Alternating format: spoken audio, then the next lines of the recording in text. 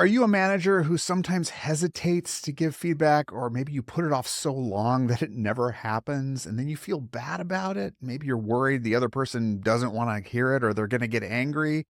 Look, a lot of managers do because, they're afraid and they might have some misconceptions about feedback that make it scarier. But in this video, I'm going to break down 5 misconceptions that I think once you can get over them, it's going to make doing feedback a lot easier, and it will be your superpower for becoming the great and successful leader that you can and should be. Hi, Matt Stone here, and this channel is dedicated to make feedback more fun and effective and accelerating managers to become leaders. So stick around. I'm going to cover the 5 misconceptions in just a minute, but before I do, watch to the end, because at the end, I'm going to give you directions for how you can get a cheat sheet that'll make feedback more easy for you. It's kind of a trick, actually, that you can use with your team to get them primed and ready for healthier, happier, lighter, more productive feedback conversations. And before I get into the misconceptions, I just want to do one reminder, and that is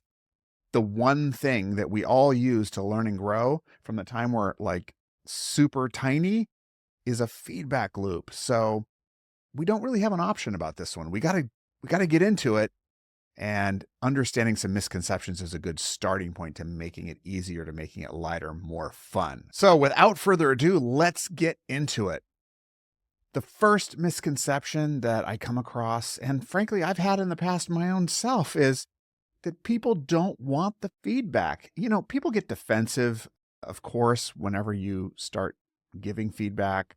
And, you can feel the wall coming up and you think, oh my goodness, they do not want to get this from me. This is going to ruin our relationship.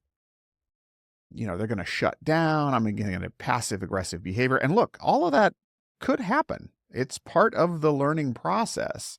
The thing is that if you back off because those things happen and stop doing feedback, you try it and then you get some defensiveness and then you back off and don't do it anymore, people learn that those techniques work. But here's the other thing, and this is in our own research, and there's plenty of other independent research that shows that when you look at what direct reports, for example, on a team, what they want the most from their managers, survey after survey after survey, Gallup and others, show that people want feedback. And they don't just want praise, they want critical feedback. They want criticism if it is with the intent of helping them improve. They want to feel like they're in on it, essentially. And so that's a little bit easier said than done, as any of us know who have done feedback. But when we think about that, oh, they're not going to want this feedback, they don't want the feedback, that is absolutely 180 degrees opposite from the truth.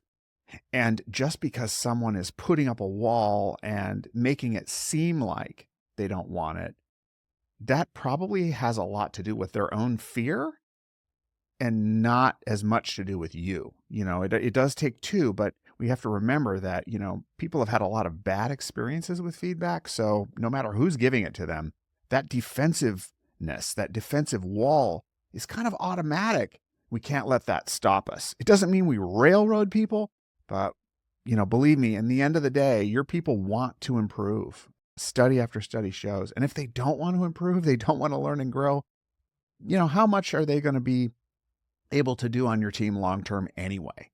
So really, going in with the presumption that someone wants to do better is always a good mindset. And we must remember they do want the feedback. It's just in the way that it's delivered. And they have to believe in your heart that you care about them. All right. So that takes a lot of relationship building. So misconception number 1, people don't want the feedback. Totally wrong. They do. And that's a really great starting point. So misconception number 2 is that feedback is a formal process. It should be done in a formal setting every 6 months, every 3 months, every year. There needs to be a lot of preparation beforehand. And look, there are formal feedback processes, and maybe your company has them. And maybe if you're a manager, you're prescribed that you need to do a certain process. And if that's the process that your company makes you do, certainly follow, your boss's lead and the policies of your company. And at the same time, the worst thing that you can do is limit your feedback conversations to only those formal settings. In fact, The kind of rule that we follow in my company is in the formal setting, there should be no topics around feedback that have not already been discussed more informally. So if you're talking about a topic for the first time in a formal performance review, man, that's a real problem. Imagine, and maybe you can do more than imagine. Maybe this has been you, but imagine you sit down with your boss and you're going over your feedback for the last 6 months, the last year, and you're hearing things for the very first time that you should have done better, right? Points of critique. Well, gosh, if you had known earlier on, you could have changed your behavior earlier, or you could have cleared up some misconceptions about why you were doing what you were doing many, many months earlier. In fact, I know people who were fired from their jobs due to a feedback conversation that happened at a formal process with no previous feedback on it before. It does happen. So let that not be you as the manager, as the supervisor. The best thing you can do is to be giving feedback on a very regular basis, maybe in some cases daily. And that way, when you get to the formal process, it's just not as heavy. It can be more of a celebration of the person's growth. And the feedback you'll be giving at the review is, look at all the things that you've improved on. Where do we want to go next? That's really the energy you want to have. You don't want it bottled up, because guess what happens with pent up energy? It explodes, and you certainly don't want to do that in a formal process. So formal's got nothing to do with it, really.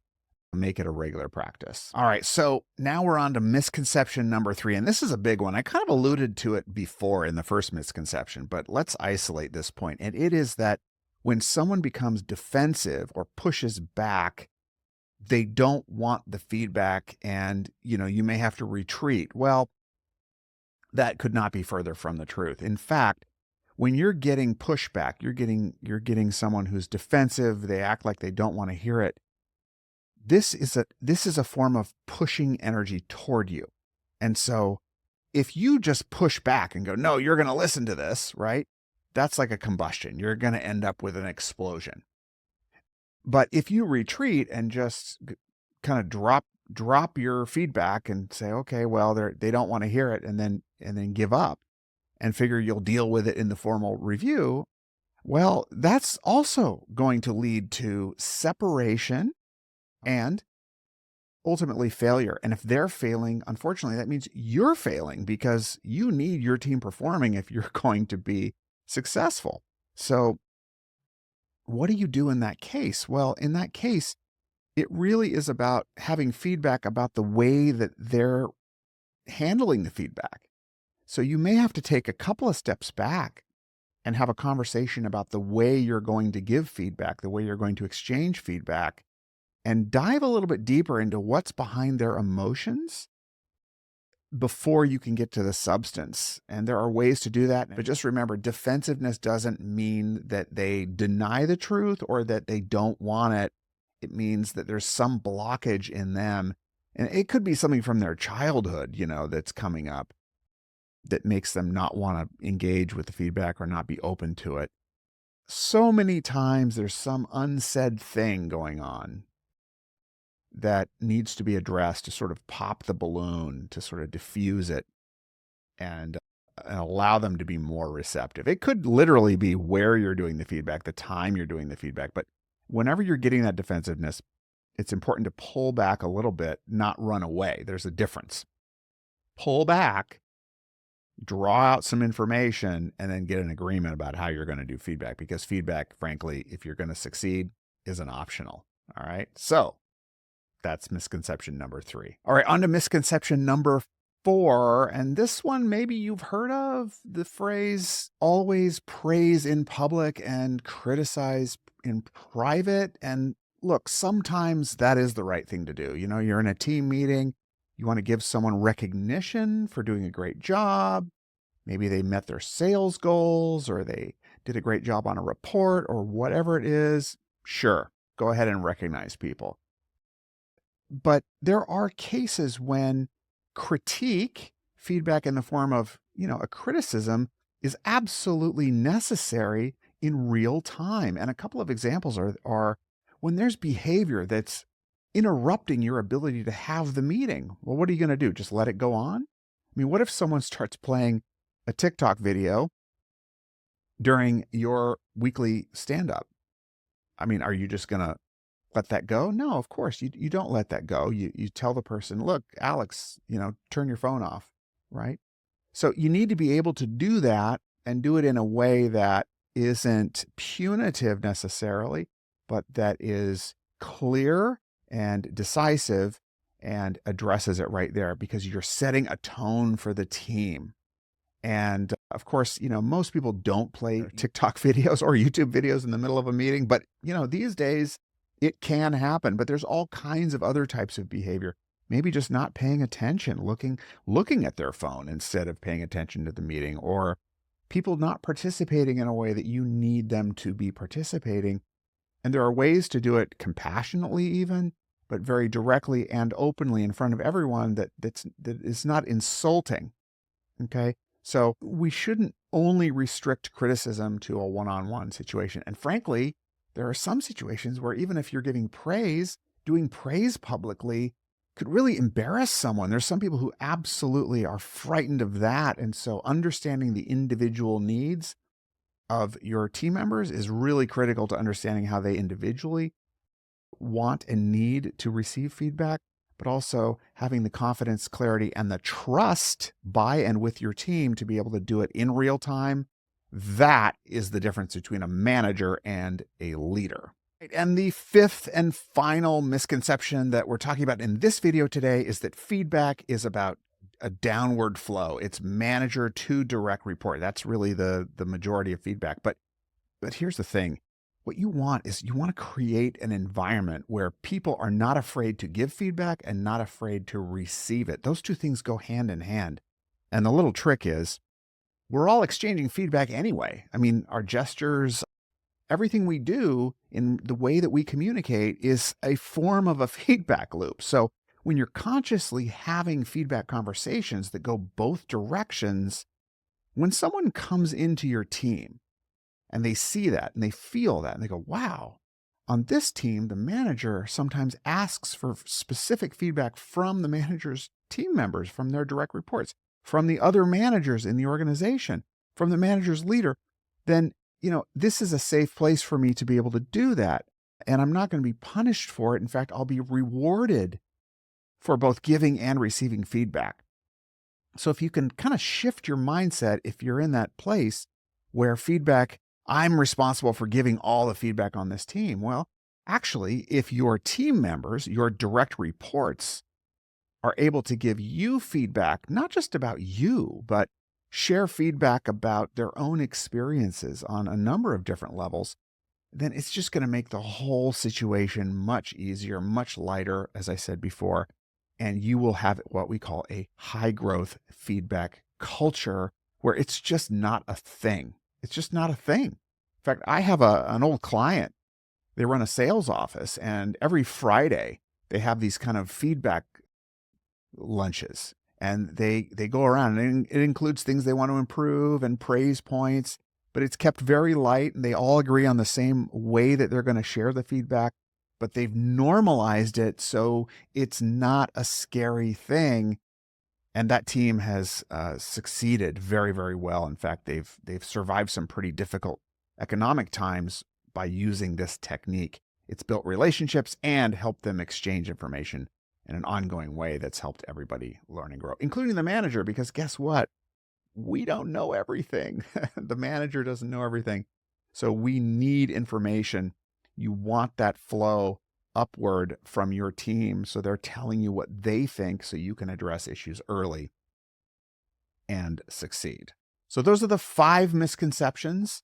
I hope that's helpful for you. And now I promised you something very special to help you succeed. So there's a little trick that I developed years ago that's helped many, many people just like you start creating the kind of feedback culture that it leads to their success. All right. And it's a little trick, and it has to do with a feedback conversation that you can have with a direct report. Now, this could be someone who's just coming on. It could be an onboarding conversation.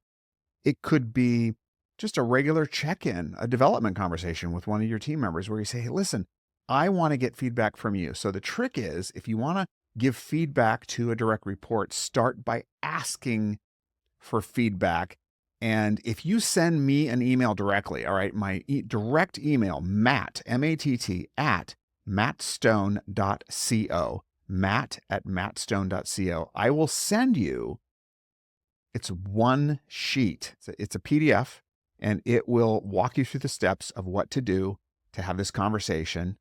And send me that email now. I'll drop this instruction in the comments. And so you can use that as well to make sure to reach out, get that, and then let me know how it goes. All right. If you haven't already, please like, subscribe, and share this channel with other people so we can build an army of fearless feedback warriors who are leading with compassion and clarity and direct, open dialogue. That is how we build great companies, great communities, and a great society. Join us for more of this, where we're making feedback fun and effective and your superpower for success. I'll see you in the next video.